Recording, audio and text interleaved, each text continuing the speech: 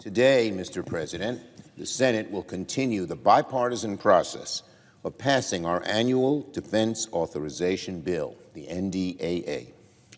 We've had a productive afternoon yesterday. We held votes on 4 amendments from both Democrats and Republicans.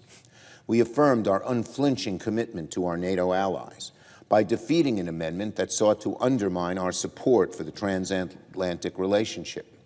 83 senators untied to defeat this, united. 83 senators united to defeat this amendment, and I thank every single one of them for standing firm. That's a majority of both parties. In another win for NATO, we also adopted Senator Kane's amendment stating that no president can unilaterally take us out of NATO without Senate approval. Adopting Kane's amendment was an unmistakable message to both our friends and foes that America's commitment to NATO will not waver. The political winds may shift, but America's bonds to NATO will remain unbent. That's what passing the annual defense bill should look like.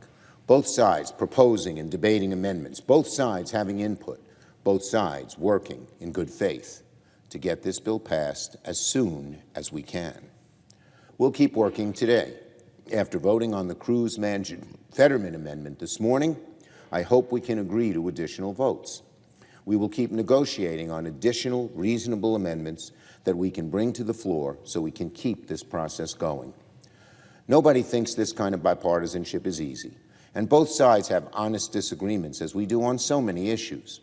But that should not prevent us from fulfilling our obligation to take care of our service members, take care of our DoD workforce, and provide for our common defense so necessary these days.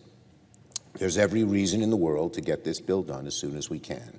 As I've said all week, the NDAA is full of provisions both sides can celebrate, provisions that seem incremental on their own, but together provide a strong foundation for the security of this nation.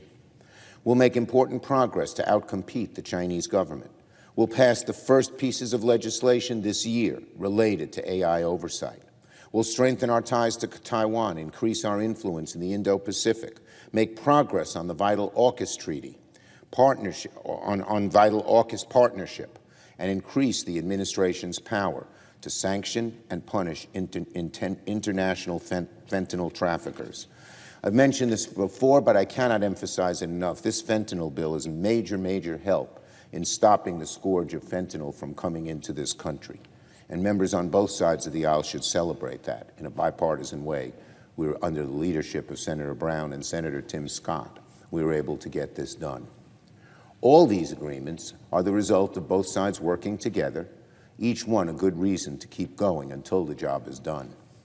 Both sides will continue working today and into next week until we pass the NDAA. We're making good progress, but of course, we still have more to do.